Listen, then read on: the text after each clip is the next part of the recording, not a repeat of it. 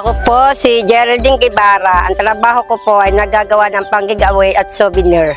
Nagsimula akong mag-volunteer na magluto sa GoFeed dahil meron akong anak na kasali sa feeding program. Ang hindi ko malilimutan sa program ito ng GoFeed ay natuto akong magluto para sa mga bata at makisalamuha sa ibang magulang. Ang mahalaga kong natutunan ay naranasan kong makapagluto ng iba't ibang putahe para sa mga bata ng GoFeed program. Ang aral na nakuha ko ay ang pakikisalamuha at pakikiisa ko sa mga kapwa nanay. Ako'y nagpapasalamat sa lahat ng tumutulong at bumubuo ng GoFeed program. Hindi ko makakalimutan ang mga pinagsamahan naming mga bata at kapwa ko nanay. Ako po si Geraldine Guevara and a proud GoFeed partner in nourishing the future.